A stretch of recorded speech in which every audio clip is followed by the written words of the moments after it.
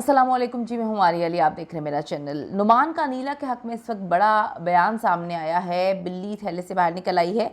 मेरी बीवी पर तशद्दुद करके उसको कमरे में बंद किया गया। मेरी बीवी मासूम है, मेरी बीवी अनीला का कोई कसूर नहीं है, मेरी बीवी इन सारे मामला से दूर है। असल हकीकत जो है वो खुल चुकी है।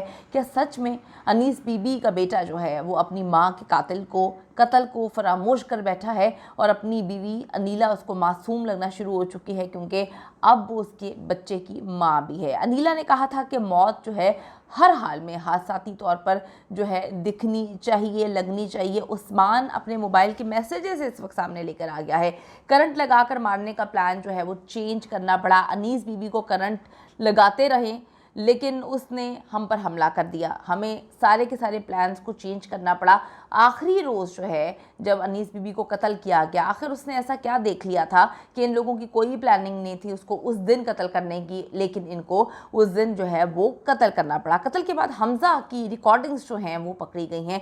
ये बड़ी इंपॉर्टेंट रिकॉर्डिंग्स हैं, पुलिस ने इसको रिकॉर्ड का हिस्सा बनाया है। आज की वीडियो में हम इस पर बात करेंगे। इस्लामपुरा लाहौर की अनीला की हकीकत इस वक्त पूरी तौर पर जो है दुनिया के सामने आ चुकी है, लेकिन अभी भी कुछ दरिंदा सिफ्त लोग हैं आप लोगों में से जो ऐसी औरत को सपोर्ट कर रहे हैं। मैं कहती हूँ कि हर शख्स जो ऐसी औरत को सपोर्ट कर रहा है, चाहे वो आदमी है या औरत है, उनके अंदर अनीला जैसे जरासीम पाए जाते हैं, यानी कि उनको मुंह मारने की आदत है, उनको कत्ल करने के सिम्टम्स हैं उनके अंदर। क्योंकि कोई भी जो है अच्छा इंसान किसी के कत्ल की प्लानिंग नहीं कर सकता या किसी के कातिल को सपोर्ट नहीं कर सकता। तो मैं फिर ये कहूँगी कि जो जो लोग सपोर्ट कर रहे हैं इन दरिंदों को, वो खुद ऐसे हैं, वो खुद ही गलाजत से भरपूर है, तो उनके बारे में बंदा क्या बात करे। सास अनीस बीबी के कत्ल करने का प्लान अनीला ने बहुत अरसे पहले बना लिया था और अब ये बात भी सामने आई है कि इसका भाई जो है, जो इस वक्त इसको फुल सपोर्ट कर रहा है, वो भी कहीं ना कहीं इस कत्ल की प्लानिंग में शामिल था।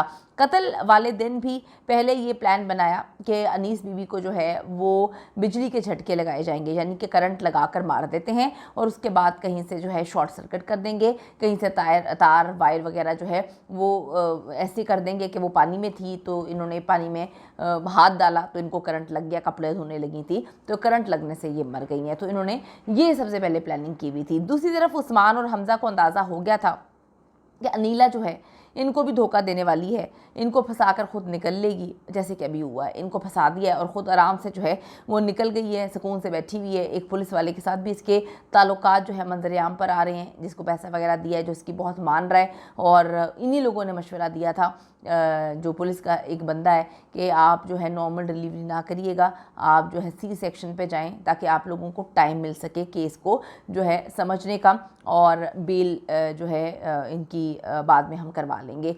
हमजा जो है वो बहुत ज़्यादा जो है इस वक्त रो रहा है और कह रहा है कि सारा कसूर अनीला का है, हमें बिला वजह फंसा दिया है। हामिला होने के बावजूद अनीला ने नाजायज़ ताल्लुकात बनाए। नाजायज़ ताल्लुकात जिस दिन कत्ल किया है उस दिन तक इसके नाजायज़ ताल्लुकात थे उन दोनों आदमियों के साथ। एक कत्ल किया और अब बच्चा पैदा होने के बावजूद पुलिस इसको गिरफ़्तार नहीं कर पा रही, क्योंकि गेम ही इतनी जो है इसने डाली है और बड़ी प्लानिंग के साथ ये चल रही है। अनीला के घर वाले इस वक्त ये अफवाहें उड़ा रहे हैं कि नुमान जो है अपनी बीवी के ख़िलाफ़ केस वापस ले रहा है, क्योंकि अब उसकी बच्ची पैदा हो चुकी है। वो नहीं चाहता कि बच्ची जो है वो जेल में रहे, और अगर बीवी जेल में रहेगी तो बच्ची को भी जेल में रखना पड़ेगा। तो इन्होंने सोशल मीडिया को काफ़ी ज़्यादा ग्रिप किया हुआ है। इसका भाई सोशल मीडिया पे काफ़ी कैंपेन चला रहा है और इन्होंने ये बात हर तरफ उड़ा दी है कि नुमान जो है अपनी बीवी के ख़िलाफ़ केस जो है वो वापस लेने लगा है और इसके लिए तैयार हो चुका है।